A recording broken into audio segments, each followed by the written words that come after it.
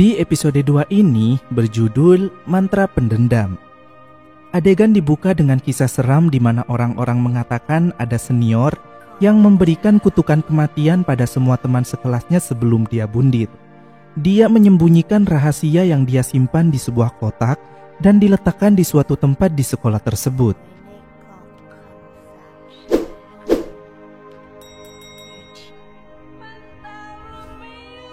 Di sekolah SMA Panyapornwithaya, seorang siswi bernama Min tengah melakukan siaran langsung di FB saat dirinya masih ada di sekolah malam hari. Dia berkata ada seseorang yang sedang mengikutinya dan minta tolong sebelum dia berteriak dan siaran langsungnya terputus. Namun keesokan paginya, teman-teman sekolahnya menganggap mungkin Min sedang berantem dengan pacarnya seperti biasa. Dan betapa terkejutnya saat membuka jendela kelasnya, mereka menemukan mayat Min tersangkut dengan usus yang menjuntai. Sontak kejadian itu membuat heboh satu sekolah. Seorang gadis misterius yang gak ditampilkan wajahnya terlihat menelusuri laman profil media sosial Min yang menunjukkan beberapa foto bersama pacarnya yang bernama San. Dan postingan terakhirnya Min yang mengatakan jika mantan pacarnya San selalu mengganggunya. Min juga terlihat menyindir mantan pacarnya itu sambil membagikan foto mesranya. Usai melihat beranda Min, wanita misterius itu melorotkan kaos kakinya dan menghapus nama Min yang sebelumnya ditulis di telapak kakinya. Keesokan harinya, seorang siswi bernama Pleng terlihat cemas dan sedih atas kepergian Min yang diduga bundir. Lalu siswa yang bernama Boy datang menghampirinya. Mereka berdua terlibat kerjasama dalam pembuatan proyek film horor. Si Boy menjadi sutradara dan Pleng sendiri sebagai penulis naskahnya. Mereka tampaknya saling menyukai satu sama lain.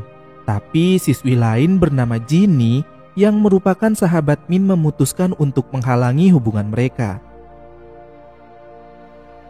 Saat si Boy pergi ke toilet, Pleng melihat ponsel Boy berdering dan rupanya ada panggilan dari Ginny yang membuat Pleng cemburu dan pergi dari sana.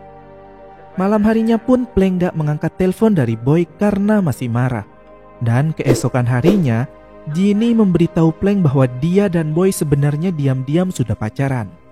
Dari obrolan mereka juga diketahuilah jika Pleng ini ternyata adalah mantannya San yang sering mengganggu hubungan San dengan Min.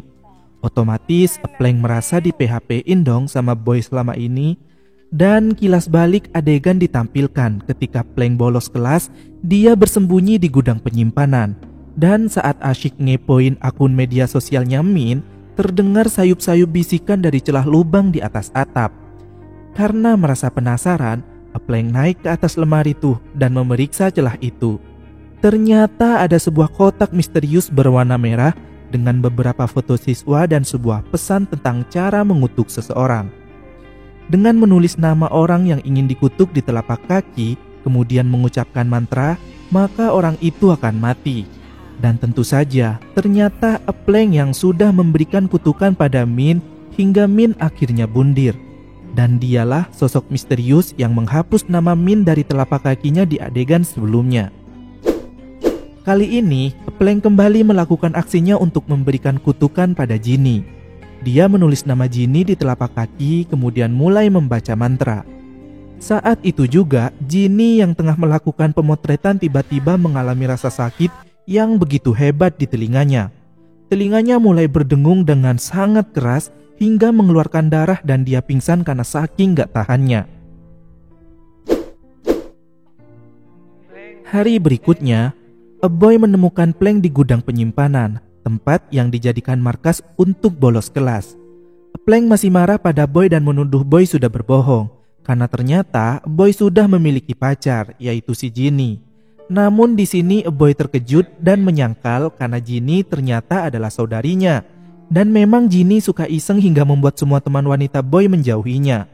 Mereka kemudian membahas tentang kisah gudang penyimpanan itu. Jika dahulu di situ adalah ruang kelas seperti yang lain. Namun tiba-tiba semua siswanya mati karena kutukan salah satu temannya, di mana dia akhirnya juga bundir setelah teman-temannya mati. Dan kisah itulah yang menjadi inspirasi Plank untuk menulis naskah film yang akan dibuat bersama Boy. Saat asyik berbincang, bel tiba-tiba berbunyi dan Boy mengajak Plank makan bersama. Tapi sebelum itu, Plank akan mengambil barang-barangnya dulu.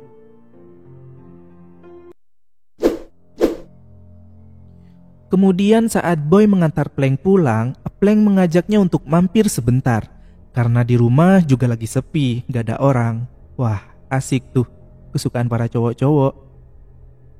Saat mereka duduk berdua, Boy bercerita kalau sejak kemarin adiknya, si Ginny, bertingkah aneh, murung dan gak mau keluar kamar.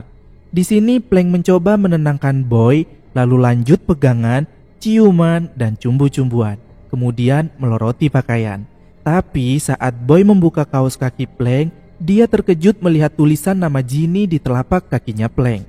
Sontak Boy merasa marah dan pergi meninggalkan Plank. Beberapa saat kemudian, Plank melihat Ginny sedang melakukan siaran langsung dan melakukan bundir dengan sangat mengerikan atas perintah dari sosok misterius yang menghantuinya. Plank mencoba menghapus nama Ginny dari telapak kakinya dengan harapan bisa menyelamatkan nyawa Ginny. Namun tulisan tersebut rupanya gak bisa dihapus sebelum orang yang dikutuk itu mati. Di sini Ginny mulai merobek telinganya sendiri sebelum siaran langsungnya terputus. Dia gantung diri, kemudian jasadnya ditemukan oleh Boy.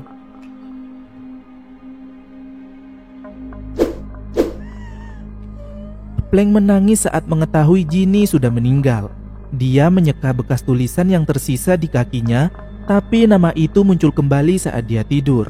Sebuah kekuatan menariknya keluar dari tempat tidur dan membangunkan Plank hanya untuk melihat anjingnya yang sudah mati, dan tiba-tiba Plank merasakan sakit di kakinya. Dia mengingat pesan dari kotak kutukan itu, jika kutukannya menyerang balik, maka dia harus membakar kotak itu beserta isinya. Plank segera berlari ke sekolah dan kakinya mulai membengkak, berair, bernanah bercampur dengan darah, dan tumbuh menjadi bisul hingga menetas, kemudian tumbuh lagi dan menetas lagi.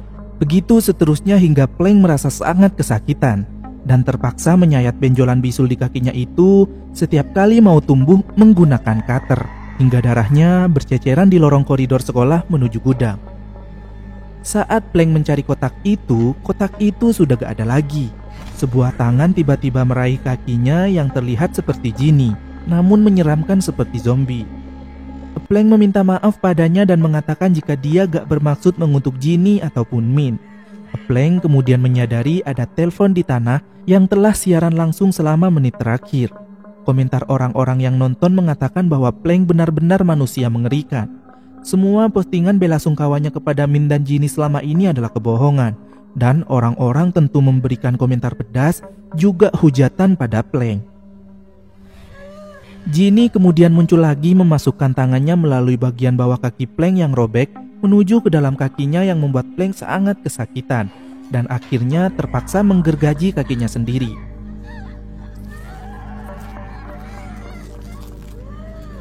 Keesokan paginya, seorang guru menemukan mayat Plank dengan kaki yang terlepas. Berita kematian Plank menyebar ke seluruh sekolah.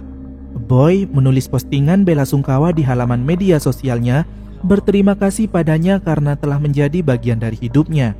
Kemudian Boy menghapus nama Plank dari kakinya. Ternyata saat di gudang penyimpanan, ketika Plank mengambil barang-barangnya, Boy mendapat bisikan seperti Plank juga dan menemukan kotak misterius itu. Dengan begitu, dia jadi tahu maksud nama Ginny di kaki Plank. Sekarang, Boy menghapus nama Plank dari kakinya sendiri. Setelah kematian Plank, dia mengembalikan kotak itu ke tempatnya.